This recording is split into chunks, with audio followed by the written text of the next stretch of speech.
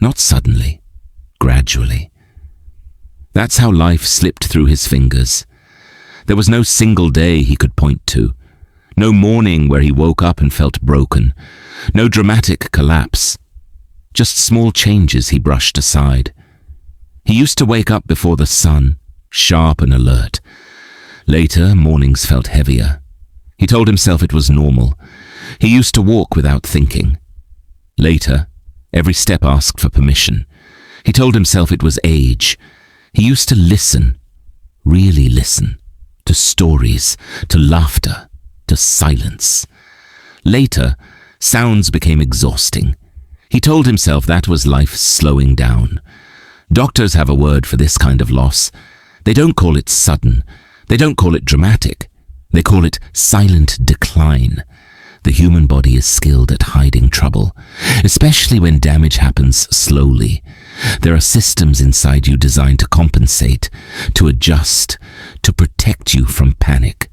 So instead of pain, you feel fine. Instead of warning, you feel tired. Instead of fear, you feel normal. This is why so many people miss it. The heart doesn't always hurt when it weakens. The brain doesn't always ache when signals slow. The cells don't scream when they're underfed. They adapt. And adaptation feels like aging. But here's what science quietly knows. Aging alone doesn't steal energy this way. It doesn't dull the mind so evenly. It doesn't drain strength without a reason. Something else was happening, something small, something repeated. Every morning the same choice, the same routine, the same habit passed down, praised, normalized. No one called it dangerous, no one called it wrong. So he trusted it. Decade after decade, that habit subtly disrupted the body's balance. Blood flow slowed, repair cycles weakened. Inflammation stayed just high enough to cause damage, but never pain. The body paid the price quietly. By the time symptoms appeared, the cause felt invisible. That's the cruel part. People blame time. They blame birthdays. They blame themselves. But it wasn't time. It was a simple mistake. One that millions still repeat without realizing the cost. Here's the part most people never hear. The body wants to recover, even at 60, even at 80, even at 92. Given the right signal, cells respond. Circulation improves. Energy returns, not dramatically, but steadily. And that signal doesn't come from medication. It comes from one small daily action that gently corrects what that habit disrupts. Safe, simple, quiet. No shock to the system. No extreme effort, just a change that lets the body do what it was designed to do. The man learned this late, later than he wished. But when the fog lifted, even slightly, he noticed something powerful. Moments felt fuller, voices felt closer, time felt present. The sun is higher now. Light fills the kitchen. He sits the same way, hands folded, breathing steady. But this time he isn't just fine. He's awake. If you're ready to stop repeating the mistake that steals life slowly, comment, "I won't repeat it." And begin quietly today. Doctors call this silent failure, not because the body shuts down suddenly, but because it gives up quietly. The most dangerous changes in the human body rarely announce themselves. They don't arrive with sharp pain or dramatic collapse. They arrive politely. The body adjusts, it compensates, it reroutes. And in doing so, it hides the damage. That's why so many people say the same thing when asked how they feel. "I'm fine." Medical science has long understood this pattern. Certain systems, especially those responsible for energy, circulation, and repair, can deteriorate without triggering alarm. They don't scream when stressed. They whisper. and whispers are easy to ignore in a busy life. A slight heaviness in the morning, a need to rest after small tasks, a fog that comes and goes, nothing that feels urgent, nothing that feels dangerous, just enough change to be explained away as aging, like rust forming inside steel. From the outside, everything looks strong, the structure holds, the surface shines. But deep within, integrity is slowly being eaten away. That's why doctors aren't surprised when patients collapse out of nowhere. They know it was never out of nowhere. It was building quietly. No sharp ache, no warning sign, no moment where fear stepped in to protect the person. Just a slow erosion of energy, clarity, and strength. And almost everyone makes the same assumption. This is just what getting older feels like. But here's the truth. It wasn't age. That's the twist most people never see. Aging alone does not drain vitality in such a precise, predictable way. It doesn't flatten energy evenly year after year. It doesn't dull recovery without a reason. This man didn't lose his strength because birthdays passed. He lost it because of one small mistake, repeated every morning for decades. A habit so common it's rarely questioned, so normalized it's even praised, so routine it feels harmless. Millions of people still do it today. Parents pass it to children. Doctors rarely mention it. Health advice often ignores it, because on the surface, it looks fine, even healthy. But inside the body, this habit does something subtle and costly. It interferes with the way cells refuel. It disrupts the timing of repair. It nudges the nervous system into a constant, low-level stress response. Nothing dramatic, nothing immediate, just enough to slowly starve cells of what they need to rebuild. Circulation becomes less efficient. Oxygen delivery dulls. Cellular cleanup slows. The body doesn't break, it adapts.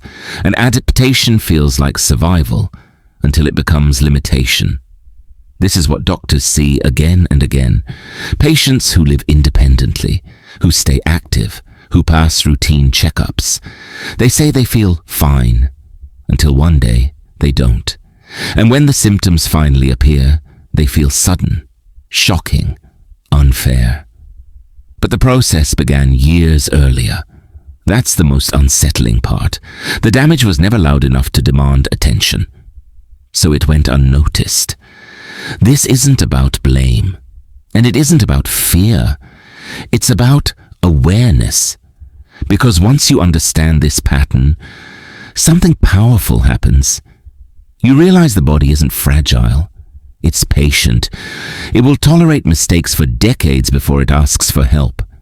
And when it does ask, it does so gently, through fatigue, through slower recovery, through that quiet sense of something's off. The tragedy is that most people answer those signals by doing nothing. They assume it's age. They accept it. They repeat the habit again the next morning. But the hopeful truth is this. The same system that weakens quietly can recover quietly too. When the mistake stops, the body notices. Not instantly, not dramatically, but steadily. Cells begin receiving what they were missing. Circulation improves in small, meaningful ways. Repair cycles wake up. Not enough to turn back time, but enough to restore presence. Energy becomes more stable. Thinking feels clearer. The day stops feeling like something to endure. Doctors see this too. Patients who change one small daily behavior, not through force, but through understanding, often experience improvements they were told to stop expecting. Not miracles, but momentum. And momentum is everything. Because once the body feels supported instead of strained, it remembers how to function. The man at the kitchen table learned this late. Later than he wanted. Later than he deserved. But even now, the difference is real. The days feel less heavy. The world feels closer. Moments last longer. Not because he fought aging, but because he stopped feeding the mistake that quietly stole from him. And that choice is still available. Today, tomorrow morning, with no risk, no fear, just awareness. If you're ready to stop repeating what steals life slowly, comment, "I won't repeat it."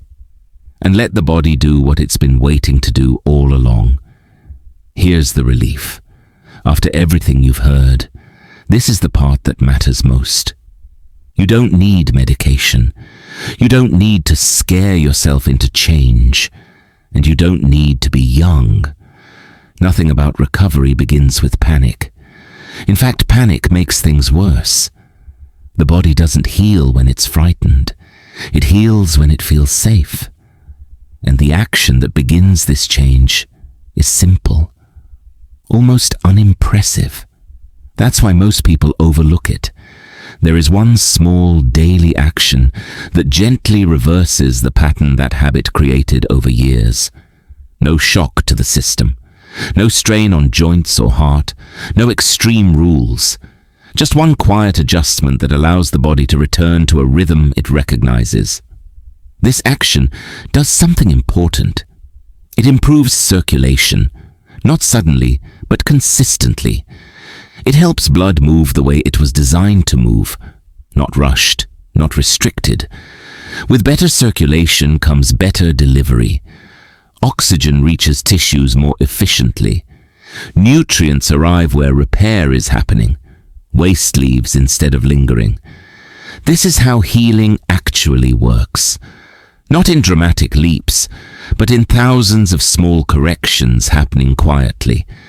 The same action feeds the body's repair systems. Those systems never shut down. They only slow when conditions aren't right. Give them the right signal, and they respond. Cells replace damaged parts. Inflammation settles instead of lingering. Recovery stops feeling like a struggle. Most importantly, this action removes the constant low-level stress that habit created. The stress you never felt, but your body did. When that stress eases, something subtle but powerful happens. The nervous system relaxes. And when the nervous system relaxes, everything else follows. Heart rhythm steadies. Breathing deepens without effort. Energy stops leaking away. This isn't about feeling younger. It's about feeling present again. The 92-year-old man learned this late. Later than he would have chosen.